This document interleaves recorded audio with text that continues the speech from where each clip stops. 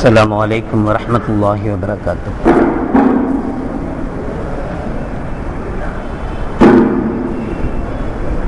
الحمد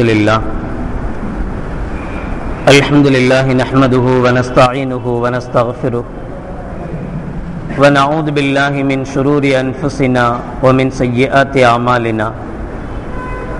من يهده الله فلا مضل له ومن يضلل فلا هادي له.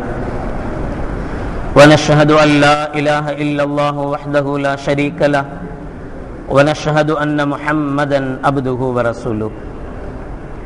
اللهم صل على سيدنا ومولانا محمد طب القلوب ودوائها وعافية الأبدان وشفائها ونور الأبصار وضيائها وعلى آله وصحبه وسلم.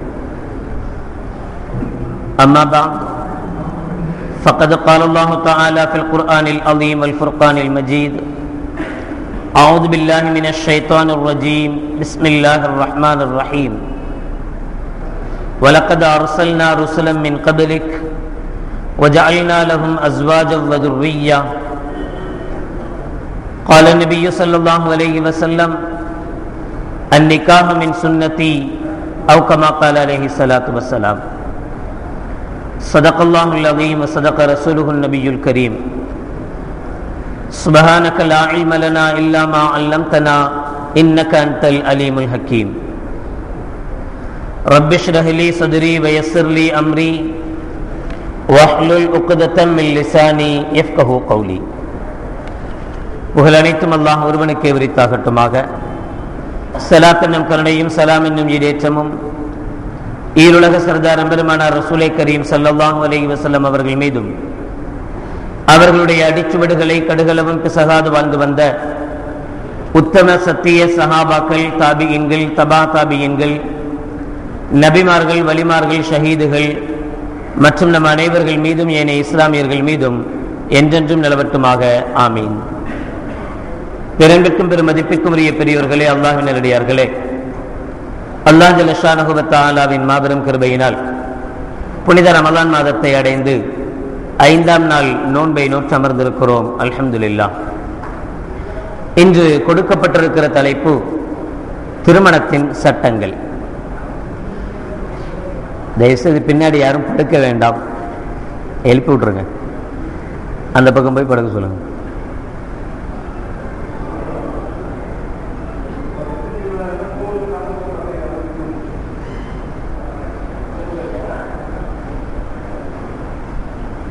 அல்ஹம்துலில்லாஹ்.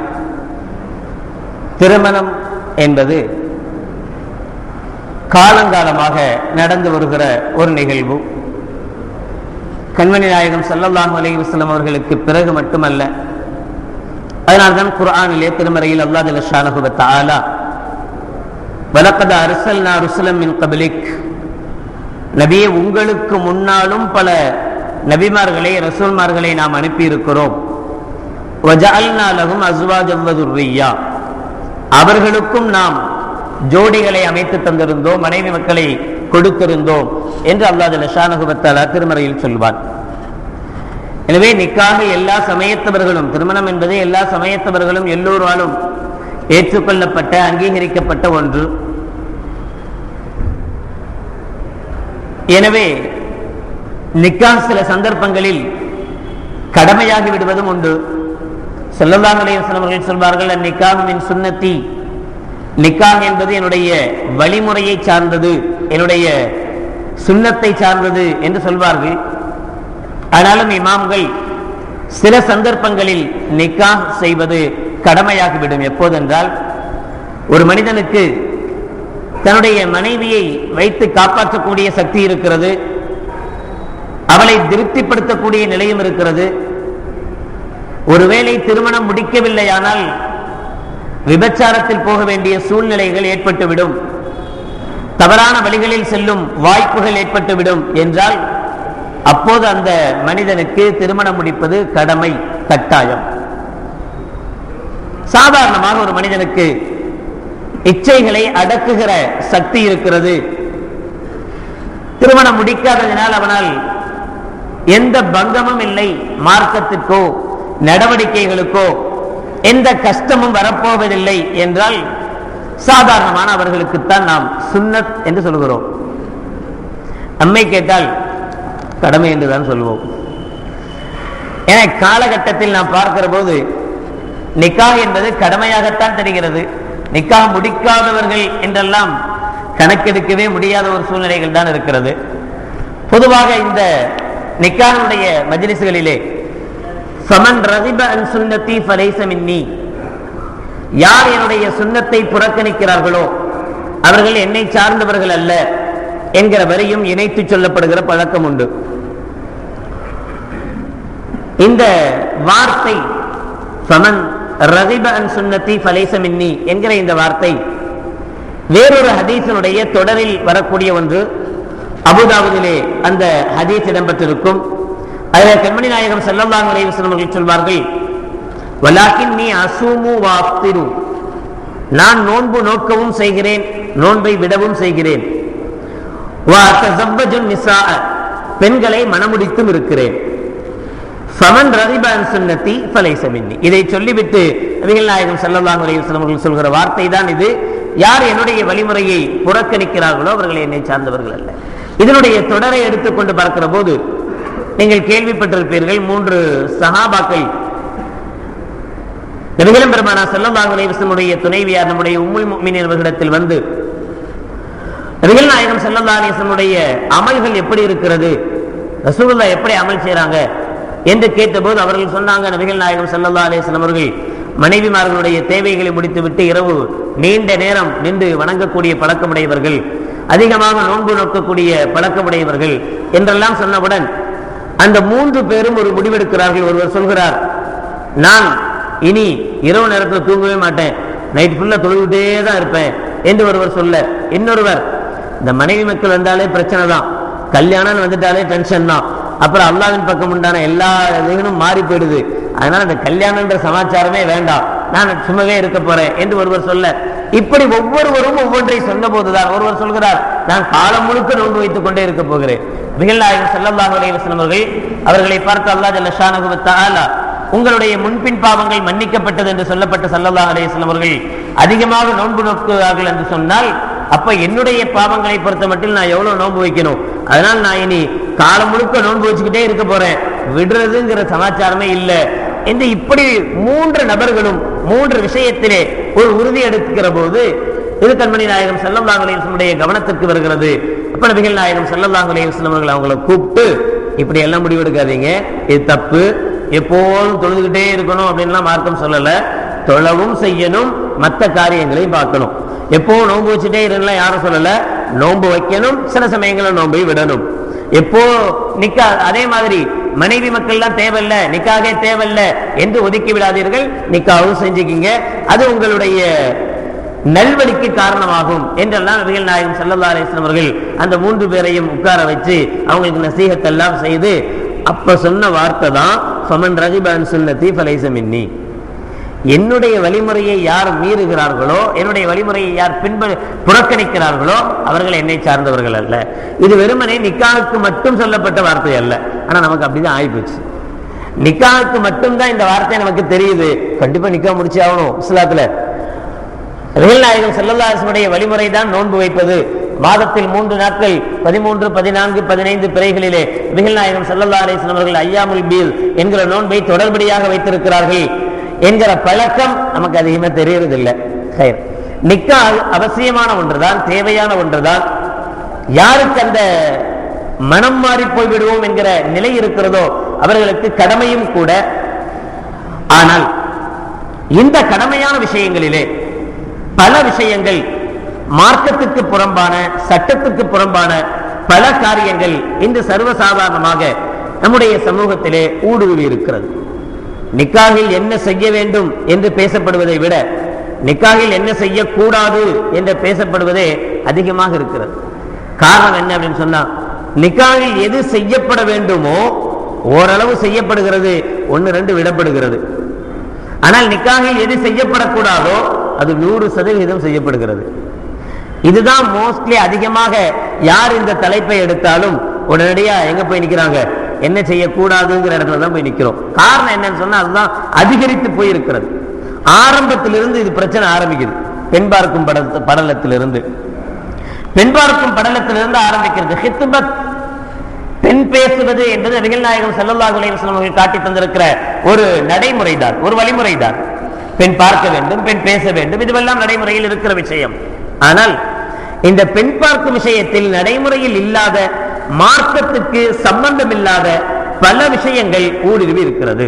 உதாரணமாக, ஒரு பெண்ணை தேர்ந்தெடுக்கிற முழு பொறுப்பு கணவனை சார்ந்தது, மணமகனை சார்ந்தது. அதனால்தான் நபிகள் நாயகம் ஸல்லல்லாஹு அலைஹி வஸல்லம் அவர்கள், ஒரு சஹாபி வந்து சொல்கிறார், யா ரசூலல்லாஹ், எனக்கு திருமணம் நிச்சயிக்கப்பட்டிருக்கு, நான் கல்யாணம் முடிக்க போறேன் அப்படின்னு சொன்னார். ஸல்லல்லாஹு அலைஹி வஸல்லம் கேட்டாங்க, யார, என்ன, இந்த எங்க பொண்ணு விசாரிச்சாங்க. அப்ப அவர் ஒரு குடும்பத்தை சொல்றார், இந்த குடும்பத்தை சார்ந்த ஒரு பெண்ணு, அந்த குடும்பத்துல தான் நான் பெண் எடுக்க போறேன். அப்ப நபிகள் நாயகம் ஸல்லல்லாஹு அலைஹி வஸல்லம் கேட்கிறாங்க, நீ பார்த்துட்டியா அந்த பிள்ளைய, அந்த மணப்பெண்ணை நீ பார்த்துட்டியா? இல்ல யார சொல்லல, நான் பார்க்கல. இல்ல பார்த்துக்க, ஏன்னா நான் கேள்விப்பட்டிருக்கேன் அந்த குடும்பத்தை சார்ந்தவங்களுக்குலாம் கொஞ்சம் கண்ணுல ஏதோ ஒரு ப்ராப்ளம் இருக்குது அப்படின்னு நான் கேள்விப்பட்டிருக்கேன். இந்த குடும்பத்தை சார்ந்த பெண்களுக்கு பொதுவாக கண்ணில் ஒரு மாறுதல், ஒரு குறை இருப்பதாக நான் கேள்விப்பட்டிருக்கேன். அதனால் நீ என்ன செஞ்சுக்க, ஒரு தடவை போய் பொண்ணை பார்த்துக்க, அதுக்கப்புறம் முடிவெடு என்ன நபிகள் நாயகம் ஸல்லல்லாஹு அலைஹி வஸல்லம் அவர்கள் சொல்லிக் கொடுக்குறாங்க.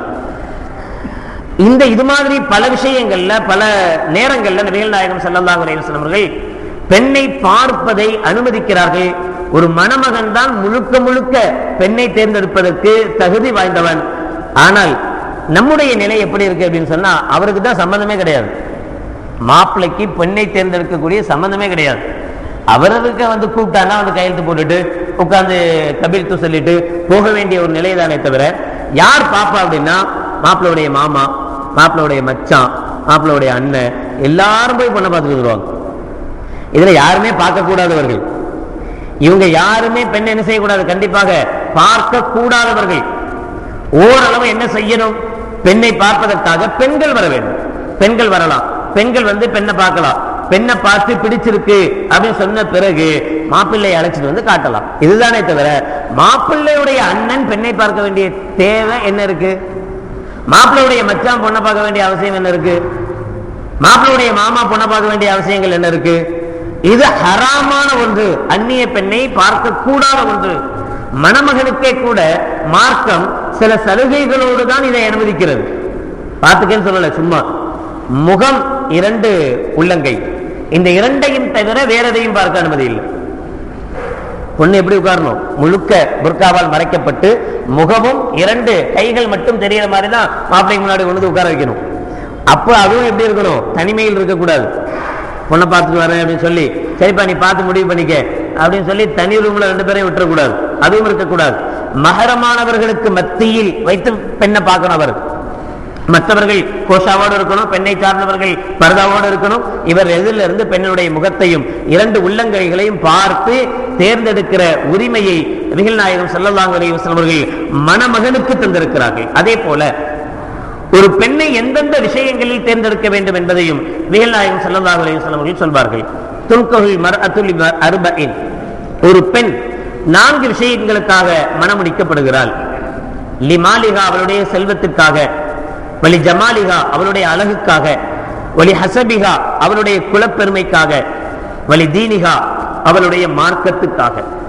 பொதுவாக பொண்ணு பார்க்கும்போது இந்த 4 விஷயங்கள் அதிகமாக பார்க்கக்கூடிய பழக்கங்கள் இருக்கு. ஆனாலும் நபிகள் நாயகம் ஸல்லல்லாஹு அலைஹி வஸல்லம் இதை அனுமதிக்கிறார்கள். இதெல்லாம் வேணாம்னு சொல்லல. வசதியெல்லாம் பார்க்கவே கூடாது, பெண் பார்க்கும்போது வசதியை பார்க்கவே கூடாது என்று மார்க்கம் எங்கேயுமே சொல்லல.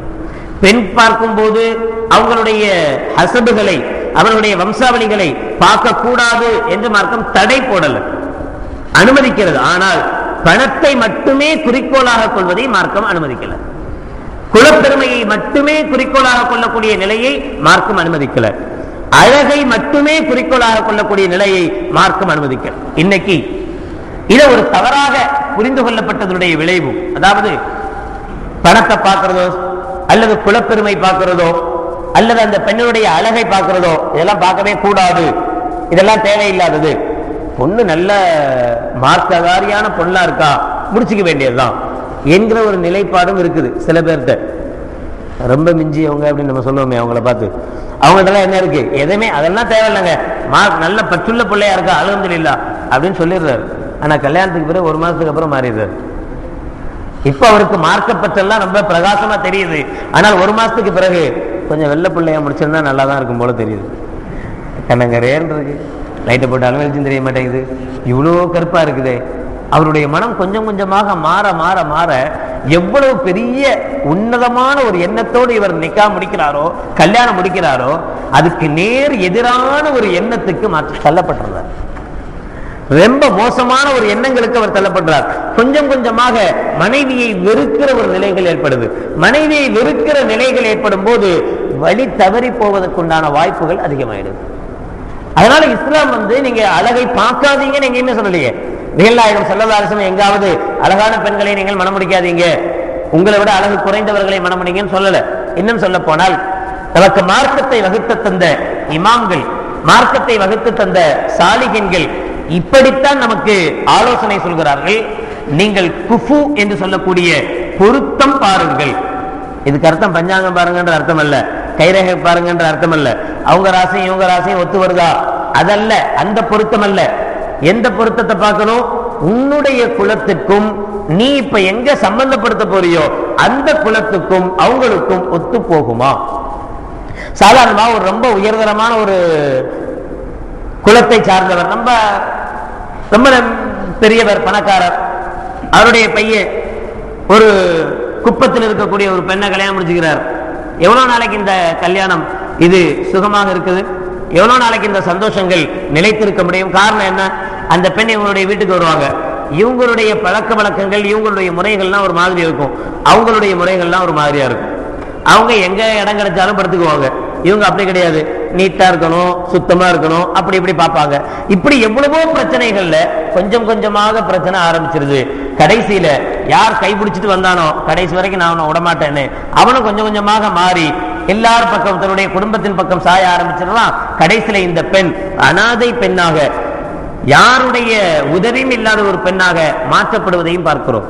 எனவே அப்படியெல்லாம் சொல்லல, ஹசபு பாருங்க, உங்களுடைய குலம் பாருங்க, உங்களுடைய ஸ்டேஜுக்கு ஒத்து வருமா என்பதை பாருங்க, தவறல்ல. பொருளாதார வசதியை பொறுத்த மட்டில் உங்களுடைய வசதிக்கு தோதுவானவர்களாக இருக்கிறார்களா பாருங்க, தப்பல்ல.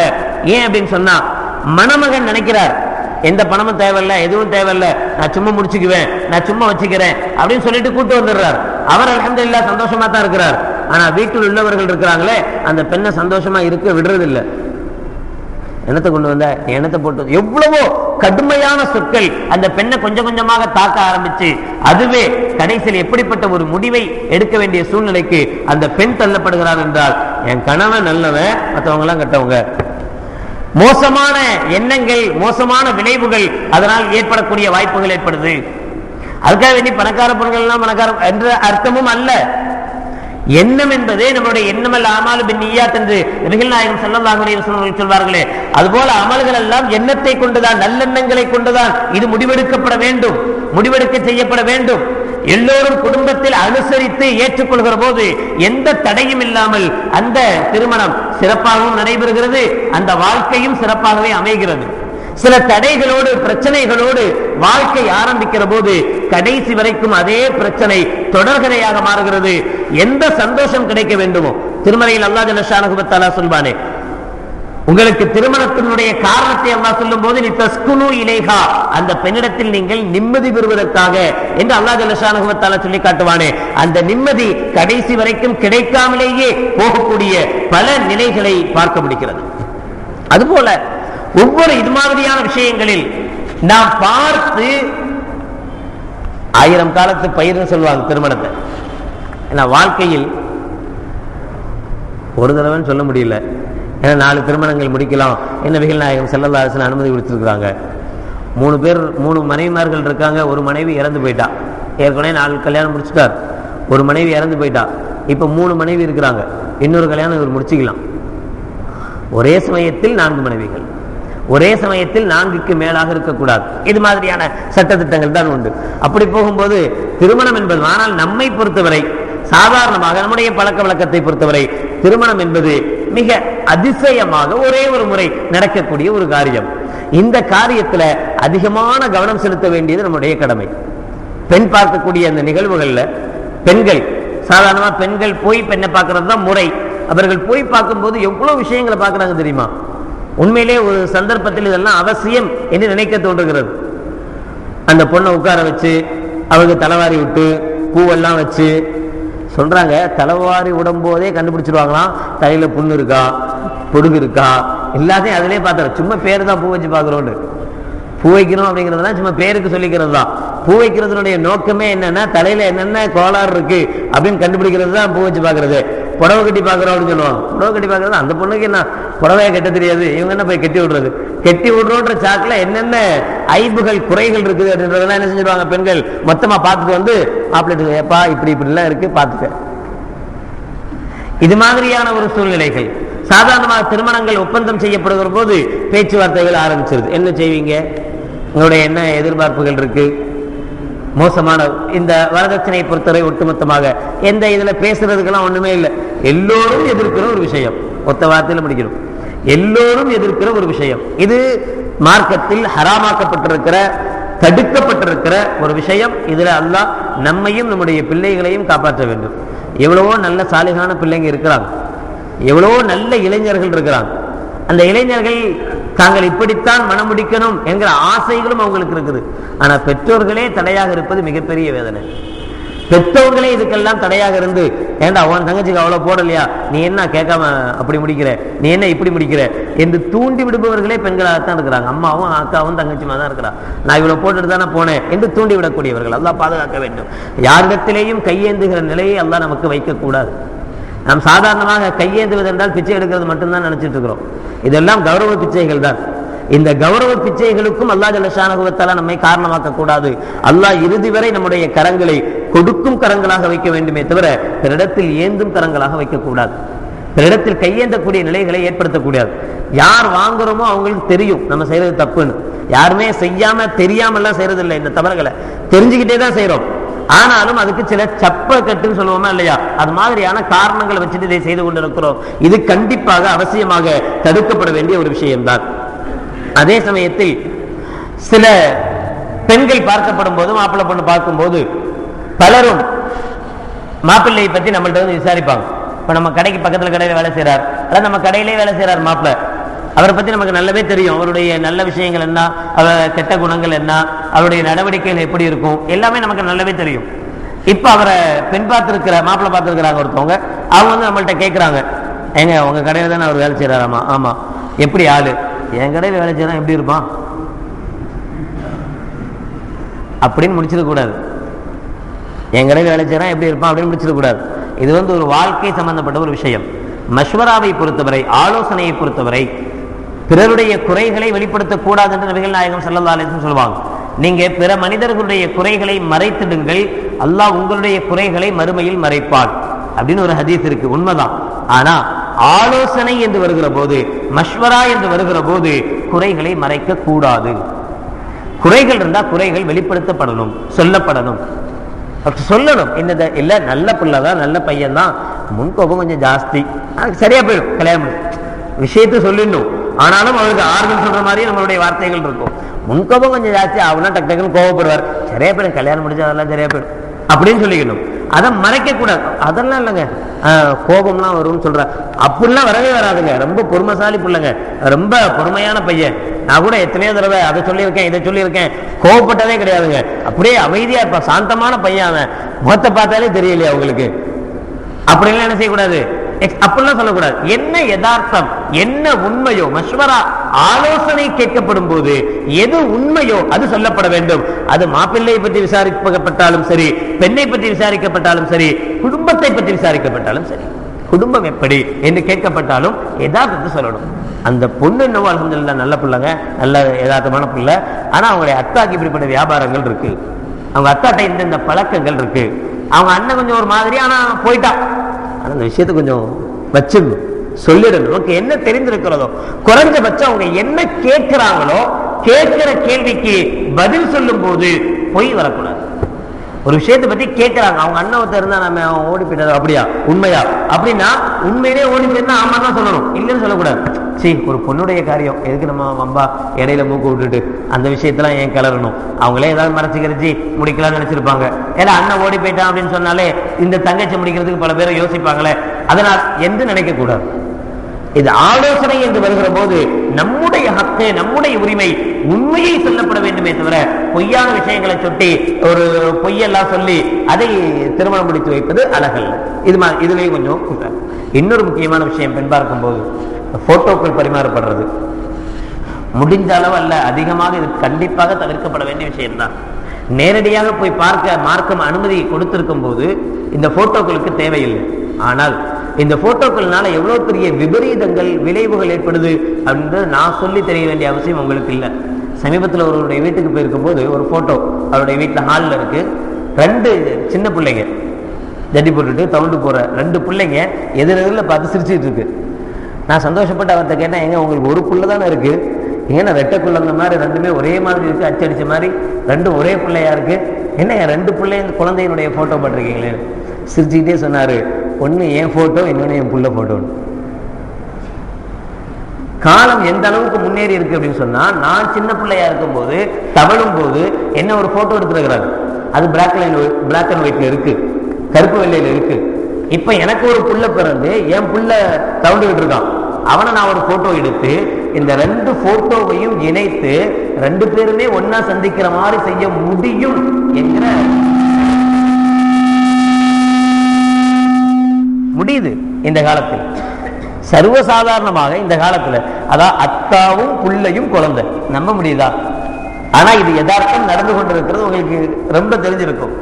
அப்ப இந்த போட்டோல என்ன பிரச்சனைகள் ஏற்படுதுன்னா, நீங்க போட்டோ பெண்ணுடைய போட்டோவை கொடுத்த உடனேயே அந்த மாப்பிள்ள இவதான் பொண்டாட்டி நினைச்சு கனவு காண ஆரம்பிச்சிடலாம். இன்னும் ஒண்ணுமே போய் பார்க்கல பேசல எதுவுமே நடக்கல, போட்டோ மட்டும்தான். நீங்க வேணா நினைச்சுக்கலாம் ஒரு போட்டோ கொடுத்தேன் திரும்ப அந்த போட்டோவை வாங்கிக்கிட்டேன் அப்படின்னு.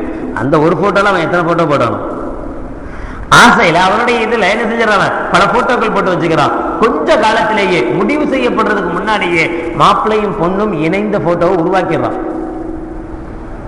ஒருவேளை ஏதோ ஒரு காரணத்தினால மாப்பிள்ளையுடைய குறைய சொல்லி மாப்பிள்ளைகிட்ட இருக்கக்கூடிய பிரச்சனைகளை சொல்லி அந்த திருமணம் தடைபடுமேயானால் விபரீத முடிவுக்கு மணமகன் தள்ளப்படுறான்.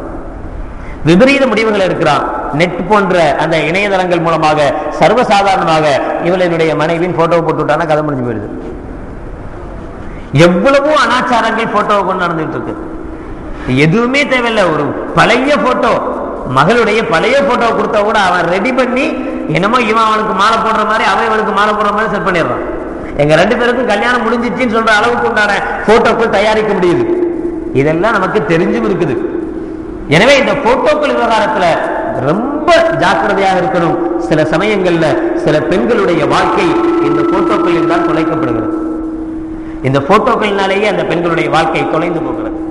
இன்னொரு முக்கியமான விஷயம், முடிவு செய்யப்பட்டிருது அல்ஹம்துலில்லாஹ், இவர் தான் கணவர், இவர் தான் இந்த பொண்ணை பேசிக்கலாம் முடிவு செஞ்சிடறோம். முடிவு செஞ்ச பிறகு சில மாதங்கள் தவணை இருக்கு. ஒரு 4 மாசம் கழிச்சு கல்யாணத்தை வச்சுக்கலாம், 5 மாசம் கழிச்சு கல்யாணத்தை வச்சுக்கலாம் அப்படின்னு தள்ளி போடணும்.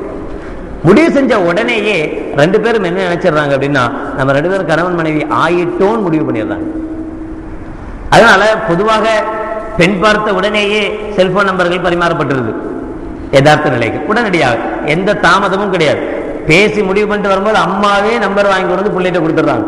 இந்தடா மறுமாட்டு ரொம்பலாம் பேசாதடா, லிமிட்டா வச்சுக்கோ, கொஞ்சமா பேசு அப்படின்னு அம்மா சொல்லிட்டு போயிடுவாங்க. ஆனா இவன் தனி ரூம்ல தான் இருப்பான். விடிய விடிய இவன் தூங்குறதும் இல்லை, ஒண்ணும் இல்லை, அந்த பிள்ளையும் தூங்குறது இல்லை. திருமணம் நிச்சயிக்கப்பட்ட 1 மாசத்திலேயே அந்த புள்ள உடல் மெலிஞ்சு போயிடுது. ஒரு மாதிரி என்னமா நல்லதானமா இருந்த பேசும்போது இப்ப என்னமா ஆச்சு, நைட்டு தூங்கினா தானே உருப்படியா, நைட்லாம் தூக்கம் இல்லாம அந்த புள்ள ஒரு மாதிரி ஆகி தண்ணியும் இறங்க மாட்டேங்குது. ஒழுங்கான பேச்சுக்களும் அந்த பிள்ளைகிட்ட இல்ல. எப்ப பார்த்தாலும் அந்த பிள்ளை ஏதோ பிரம்ம பிடிச்ச மாதிரி உட்கார்ந்துட்டு இருக்கு. இப்படியே இருந்தா அந்த பிள்ளையினுடைய உடல் எப்படி வளர்ச்சி ஆகும், அதனுடைய அழகு எப்படி கூடும்? இது ரொம்ப அனாச்சாரமான ஒரு செயல், அநாகரிகமான செயல் மட்டுமல்ல, திருமண வாழ்க்கைக்கு பிறகு மிகப்பெரிய பாதிப்புகளை ஏற்படுத்தக்கூடிய செயல். இவங்க எந்த அளவுக்கு பேசிக்கிறாங்க, எந்த அளவுக்கு இவங்களுடைய பழக்கங்கள் வளர்ந்து அப்படி சொன்னா, ஒரு கணவன் மனைவி என்ன பேசுவாங்களோ அதை எல்லாத்தையும் இவங்க திருமணத்துக்கு முன்பாகவே பேசி முடிச்சிடுறாங்க. பிறகு ஒரு சந்தர்ப்பத்துல இந்த கணவனுக்கு அந்த பெண் மீதோ அல்லது அந்த பெண்ணுக்கு இந்த கணவன் மீதோ ஏதாவது ஒரு சந்தர்ப்பத்தில் ஒரு சின்ன சந்தேகம் ஏற்பட்டாலும் கூட இவனுடைய புத்தி எப்படி வேலை செய்யும்? ஆமா, தெரியாதா, நம்மள்கிட்ட கூட இவ கல்யாணத்துக்கு முன்னாடியே என்ன பேச்சு பேசினா. அதான யதார்த்தம். ஒரு மனிதனுடைய யதார்த்த நிலை, அவனுடைய சிந்தனை எப்படி வேலை செய்யும்? பேசி வச்சாங்க, ஆனா நமக்குள்ள கல்யாணமே முடியல. கல்யாணம் முடியறதுக்கு முன்னாடியே நம்மள்ட்ட இவன் எப்படி எப்படி எல்லாம் பேசினா, அப்ப இவன் ஏன் அப்படி எல்லாம் பேசியிருக்க மாட்டா அவளும் நினைக்கிறா. கல்யாணத்துக்கு முன்னாடியே இந்த மனுஷன் என்னென்ன பேசினான், அப்ப இப்ப ஏன் பேசியிருக்க மாட்டான் என்கிற இது மாதிரியான சந்தேகங்களுக்கெல்லாம் எதுதான் காரணமா அமையுது? முன்னால் பேசக்கூடிய இந்த பேச்சுக்கள் காரணமாயுது. சில அல்லாஹ் பாதுகாக்கணும், சில நிக்காகங்கள் இப்படியே அமைஞ்சிருது. முடிவு பண்ணியாச்சு, நிக்காக நடக்க போறதுக்கு முன்னாடி சில சந்தர்ப்பங்கள்ல இவங்களுடைய பேச்சுக்கள், அதாவது இனி கணவன் மனைவியாக ஆக போற இவர்களுடைய பேச்சுகள் முத்தி போய் சண்டையில முடிஞ்சு நிக்காக கேன்சல். வேணாம், இந்த பொண்ணு வேணாம். ஏங்க வேணாங்கிறீங்க? இப்பவே இன்னென்ன பேச்செல்லாம் பேசுறாவா, அவன்கிட்ட இப்பவே இன்னும் சொல்லி கொடுத்துருக்கா, இப்பவே ஒரு மாதிரி என்கிட்ட பேச மாட்டேங்கிறான் அப்படின்னு மாமியார் இப்பவே சண்டைக்கு வந்துடுறாங்க. அந்த அம்மா தான் போன் நம்பர் வாங்கி கொண்டு கொடுத்ததே, போன் நம்பர் வாங்கி கொண்டு கொடுத்ததே அந்த அம்மா தான். இப்ப அதே அம்மா தான் என்ன செய்யறாங்க? கவலைப்படுறாங்க, வேதனைப்படுறாங்க. இது ரொம்ப அநாகரிகமான செயல், அனாச்சாரமான செயல். உண்மையிலேயே கொஞ்ச நேரம் அந்த மணமகன் உட்கார்ந்து யோசிச்சா கூட இது எவ்வளவு விபரீதமான விளைவுகளை ஏற்படுத்தும் என்பதை புரிஞ்சுக்கலாம். இதுவும் கண்டிப்பாக தடுக்கப்பட வேண்டியது. மார்க்கத்தினுடைய அடிப்படையில் எப்ப ஈஜாப் கபூல் கபில் தூ நிக்காஹா என்று அந்த பெண்ணுடைய தந்தையாரோ அல்லது வலியோ நம்மிடத்தில் என்னுடைய மகளை உங்களுக்கு நான் ஒப்படைக்கிறேன் சொல்லி நான் ஏற்றுக்கொண்டேன் சொல்றோமோ, அப்போதுதான் ஒரு பெண் மனைவியாக மாறுவாள். அதுக்கு முன்னாடி வரைக்கும் அவள் அஜ்னபி, அந்நிய பெண் தான். பேசி முடிக்கப்பட்டிருந்தாலும் கூட இந்த கணவனும் மனைவியும் ஆணும் பெண்ணும் திருமணம் முடிகிற வரைக்கும், ஈஜாப் கபூல் ஏற்படுகிற வரைக்கும் இந்த ரெண்டு பேரும் அந்நிய ஆண் அந்நிய பெண் தான். இவர்களுக்கு மத்தியில் இவர்களுக்குள் எந்த விதமான நிகழ்வுகளும் கண்டிப்பாக இருக்கக்கூடாது.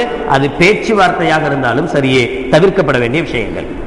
இது முடிந்த பிறகு நிச்சயதார்த்த படலம் ஆரம்பிக்கும். நிச்சயதார்த்த படலம் ஆரம்பிக்கும் போது நம்ம போகும்போதே ஒரு லிஸ்ட் போட்டுட்டு தான் போவோம். நாங்கள் ஒரு 100 பேர் வருவோம், ஒரு 50 பேர் வருவோம். எல்லாத்துக்கும் சாப்பாடுலாம் ரெடி பண்ணிடுங்க. சாப்பாடு இந்த ரைஸில் தான் இருக்கணும். ஒரு இதுக்கு இவ்வளவு கறி இந்த லெவல் தான் போடணும், அதை குறைச்சி கறியெல்லாம் போட்டக்கூடாது. கண்டிப்பாக இனிப்பு கண்டிப்பாக இருக்கணும். இவ்வளவு நிபந்தனைகளோடு வெத்தலை பாக்கு வைக்கணும், பீடா வைக்கணும் என்கிற நிபந்தனைகளோடு நிச்சயதார்த்த படலம் ஆரம்பிக்கணும். ஹித்பத்துன் நிஸ்ஸா, ஹித்பத்துன் நிக்காஹ். நிக்காகை பேசி முடிப்பது நியாயம்தான், பேச வேண்டிய நிகழ்வு தான். யார் பேசணும் அப்படின்னு சொன்னா, மாப்பிள்ளையை சார்ந்தவர்கள், மாப்பிள்ளையுடைய அத்தா, அம்மா, அண்ணன், இவர் இது சம்பந்தப்பட்டவர்கள். பெண்ணை சார்ந்தவர்கள், பெண்ணுடைய குடும்பத்தை சார்ந்தவர்கள். இந்த 2 பேரும் உட்கார்ந்து பேசி முடிவு பண்ண வேண்டியதுதான் நிக்கா, திருமணம். ஆனா நம்மளுடைய யதார்த்தம் எப்படி இருக்குதுன்னா, ஒரு பஸ் அல்லது 4 வேனு பிடிச்சி பக்கத்துல ஏத்தாப்புல அங்க இங்க இருக்கிற எல்லாத்தையும் கூப்பிட்டு வண்டியில ஏத்திட்டு, அடுத்தவங்க தானே சாப்பாடு கொடுக்குறாங்க, நம்மளா சாப்பாடு கொடுக்குறோம், அவங்க தானே செலவழிக்க போறான், நமக்கு என்ன இருக்கு, அப்படியே எல்லாத்தையும் கூட்டிட்டு கொண்டு போய் இறக்கிறது. இவங்களை என்ன பிரச்சனைன்னா, இவங்க கூட இந்த மாப்பிள்ளை வீட்டுக்காரங்க கூட அவங்க பேசக்கூடிய ஏதாவது சில பேச்சுக்களுக்கு ஏத்துக்குவாங்க. சரி பரவாயில்லங்க, அப்படியே செஞ்சுக்குவோம் அப்படின்னுவாங்க. இந்த ஏத்து வீட்டுக்காரம்மா பக்கத்து வீட்டுக்காரம்மாலாம் வருவாங்க. அவங்க என்னங்க இதுக்கெல்லாம் நீங்க இப்பவே சரி சரி தலையாட்டிட்டு இருக்கிறீங்க, போக போக அப்புறம் உங்க தலையில ஏறி மிளகா அரைக்க ஆரம்பிச்சிருவாங்க, இப்படிலாம் இருக்கக்கூடாது அப்படின்னு கெடுக்கிறதுக்கு காரணமே இந்த ஏத்த வீடும் பக்கத்து வீடுமா தான் இருக்கு. இவங்க வர வேண்டிய அவசியம் என்ன இருக்கு? நிக்காகை முடிவு செய்வதற்கு, திருமணத்தை முடிவு செய்வதற்கு ஏத்த வீட்டுக்காரங்களுக்கும் பக்கத்து வீட்டுக்காரங்களுக்கு என்ன வேலை இருக்கு? யார் சம்பந்தப்பட்டவர்களோ அவங்க மட்டும் போகணும், பேசணும், வரணும். போற இடத்துல அவங்க டீ தந்தாங்க தப்பில்லை, அவங்க மைசூர் பாக்கு வச்சாங்க தப்பில்லை. நாமளே இங்க நிபந்தனை போட்டு போக கூடாது. எங்க வீட்டுல யாருமே டீ குடிக்க மாட்டோம், பூஸ்ட் போட்டு வைங்க என்கிற நிபந்தனை கூடாது. இது ஒரு அநாகரிகம், அசிங்கமா தெரியலையா, ஒரு அருவருப்பாக தெரியலையா? ஆனா இதான் ஃபேமஸா மாறி போன ஒரு நிகழ்வுகளை பார்க்கிறோம். இது மாதிரியான ஒப்பந்தங்கள், திருமண படலங்கள். இன்னும் இதை விட மோசமான காரியம் என்ன அப்படின்னு சொன்னா, மிகப்பெரிய மண்டபத்தை பிடிச்சி எதுக்கு ஒப்பந்தம் செய்யறது? மண்டபம் பிடிச்சி அந்த மண்டபத்துல மாப்பிளையும் பொண்ணையும், அதாவது அந்நிய ஆணையும் பெண்ணையும் 2 பேரையும் ஒன்னா உட்கார வச்சு ஆலிம் சாப்பிட்டு ஆலிம் சவா அல்லாஹும்ம பாரிக் லனா யா அல்லாஹ், இந்த மணமக்களுக்கு வரக்க செய்வாயாக அப்படின்னு ஏதோ ஒரு சந்தர்ப்பத்துல பாவம் ஓதிட்டு போயிடுறாரு. இது எவ்வளவு பெரிய அனாச்சாரம், எவ்வளவு பெரிய அநாகரிகம். ஒரு அந்நிய ஆணையும் ஒரு அந்நிய பெண்ணையும் அழகா ஜோடிச்சு உட்கார வச்சு, எப்ப இன்னும் கணவனும் இல்லை மனைவியும் இல்லை, எல்லாருக்கும் முன்னாடி காட்சி பொருளாக ஆக்கி நிக்கா நடந்த பிறகு காட்சி பொருளாக்குறதே மிகப்பெரிய அநாகரிகம், அசிங்கம். அதுல வேற சில விளையாட்டுகள், இப்படியே ஒவ்வொன்றாக அனாச்சாரங்கள், தடுக்கப்பட வேண்டிய விஷயங்கள் நம்மிடத்திலே அதிகமாக இருக்கிறது. நிக்காவுக்கு பிறகு கூட, நிக்கா முடிந்த பிறகு கூட மணமகனை மணமகளே 2 பேரையும் ஒன்னா உட்கார வச்சிருவோம். ஒன்னா உட்கார வச்சு யாரெல்லாம் அவங்களை விஷ் பண்ணணுமோ போய் விஷ் பண்ணுங்க.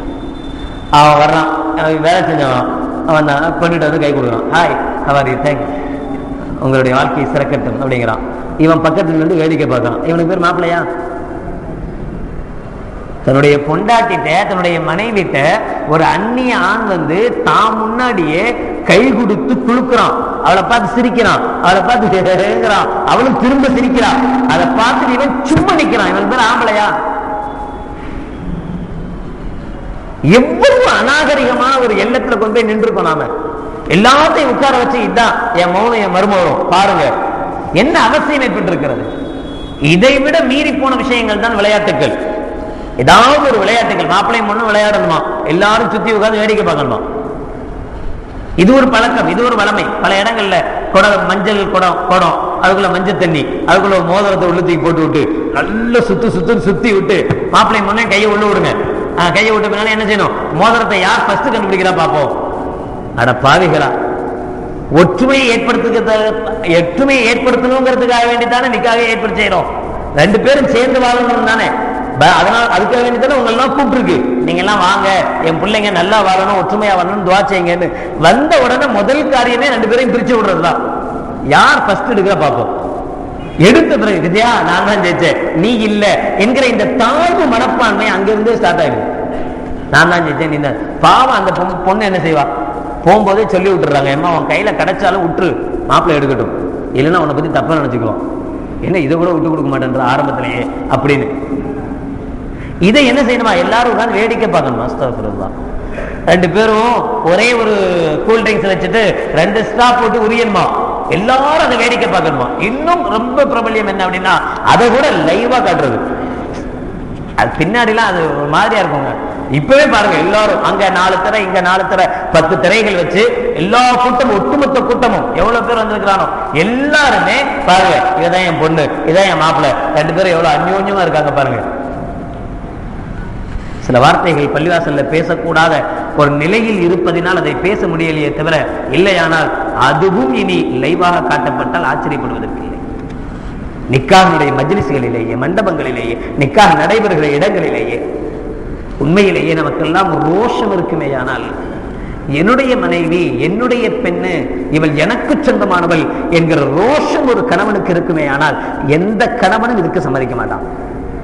பாவம் அந்த பிள்ளை என்ன 25 வயசு ஆகுது, அவனுக்கு 28 வயசு ஆகுது, அவன் எல்லாத்தையுமே ஜாலியா இருக்கணும்னு நினைக்கிறான், அதனால இதுவும் ஜாலியாக இருந்துடுறான். ஆனா பிறகு ஒரு தடவை அந்த ரெக்கார்டெல்லாம் திரும்ப போட்டு பார்க்கும்போது, அவனுக்கு கல்யாணம் முடியும் போது கூட அவனுக்கு இந்த வயிற்றுச்சல் வர்றதில்லை. ஒரு 50 வயசு 60 வயசு ஆன பின்னாடி திரும்ப உட்காந்து பார்க்கும்போது பார்த்துட்டு, சி என் பொண்டாட்டி இவ்வளவு பேருக்கு முன்னாடி நான் காட்சி பொருளாக்கி இருக்கிறேனே, அவளை இப்படி சில மாதிரி விட்டுருக்கிறேனே என்ன நினைச்சு வேதனைப்படக்கூடிய நிலைகள். நவுதுபில்லா மின்ஹா. அல்லாஹ் நம் அனைவர்களையும் காப்பாற்றுவானாக. திருமணத்தில் அறிந்து கொள்கிற சட்டங்களை விட நம்மிடத்தில் எதை நீக்க வேண்டிய சட்டங்கள் என்பது அதிகம் இருக்கிறது. எல்லா நிபந்தனைகளையும் நபிகள் பெருமானா ஸல்லல்லாஹு அலைஹி வஸல்லம் எவ்வளவு சுருக்கமான, எவ்வளவு நிம்மதியான ஒரு நிக்காகை, ஒரு திருமணத்தை நமக்கு வலியுறுத்தி தந்திருக்கிறார்களோ, அந்த திருமணத்தில் ஒரு சுன்னத்தான ஒரு காரியத்தை இவ்வளவு பெரிய ஆடம்பரமாக, அசிங்கமாக, அநாகரிகமாக நடத்தக்கூடிய நிலையை விட்டு அல்லாஹ் ஜல்ல ஷானுஹு வ தஆலா சமூக மக்கள் அனைவர்களையும் காப்பாற்றுவானாக. இதுவெல்லாம் கேட்கிற சொல்கிற நிகழ்ச்சிகளாக இல்லாமல் உள்ளத்தில் ஆழப்பதிந்து செயல்படுத்துகிற நிகழ்ச்சிகளாக அல்லாஹ் ஜல்ல ஷானுஹு வ தஆலா நம் அனைவர்களையும் ஆக்கி அருள் புரிவானாக. வாஹிர் தஅவானா அல்ஹம்துலில்லாஹி ரப்பில் ஆலமீன். அஸ்ஸலாமு அலைக்கும் வரஹ்மத்துல்லாஹி வபரகாத்துஹு.